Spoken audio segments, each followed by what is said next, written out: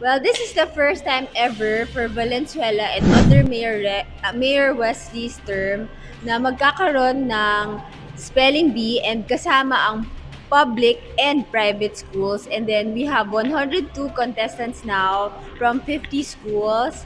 And we're so happy dahil sobrang galing ng mga bata and sobrang nakita ko lahat ng dedication nila sa pag-aaral and paghahanda. So, hopefully, maging successful itong program namin na to.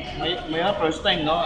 Nakita namin na successful yung nangyari. Oo. Magtutuloy-tuloy na po ba itong proyekto? Sana every year. And then, kaya namin ginawa tong program na to is para nga na gusto namin yung mga bata tumalino and then hindi lang yung panay TikTok, social media, kasi panay ganun na lang lahat ng ginagawa nila. Alam na nila, sumayaw ng sumayaw. Kasi, pag magaling ang bata mag-spell, doon na magsa-start lahat yun, pag awareness ng spelling, doon na magsa-start yung magaling na mag-compose ng mga sentences, and then from sentences, you can form like paragraphs and stories, and then you can express yourself through that. So, we're hoping that through this formative years na gumaling sila sa pag-aaral and pag-spell, yun, mag-foundation na nila yun until they grow up. Tapos meron pa kaming isa pang program which is yung susulat ako, yun naman is storytelling for the high school. So talagang gini-gear up namin talaga sa Valenzuela na maging magaling sa education. Yun. Paano po ninyo ina-apply sa mga anak po ninyo? Gusto niyo yung nangyari sa mga bata? Sa totoo lang, mas magaling ang mga bata sa Valenzuela.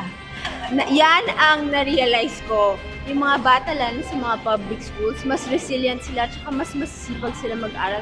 But yung mga mommy, tsaka mga daddy, pag mag-prepare ng mga, kunyari may mga pa-contest sa mga bata, yung mga sa outfits, grabe, ang gagaling mag-design. So, sobrang galing. Tapos, yung mga bata sa public school, mas may, how do I say it? They have more grit in studying and then in doing whatever they want to do.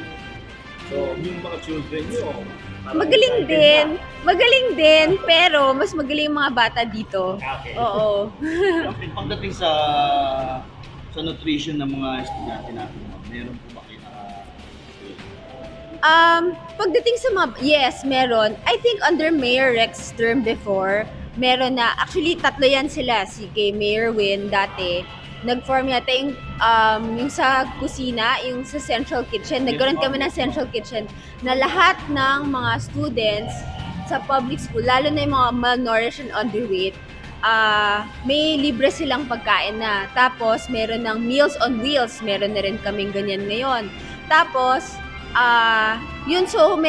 tapos meron pa kay Senwin dati yung nanay teacher kasi nakita niya na may mga ibang bata masipag mag-school or minsan nag-absent sila sa school dahil wala silang pamasahe, wala silang pagkain. Tapos pagpapasok sa school, laging gutom or hindi nakaka-absorb. So, simula nung ginawa ni Sen Sherwin yung nanay teacher, tsaka yung mga Meals on Meals, nakita namin yung progress, mas dumadami ng pumapasa sa schools, tapos gumagaling na yung mga pag-aaral nila. So, from there, nakita namin na we really have to sustain this program.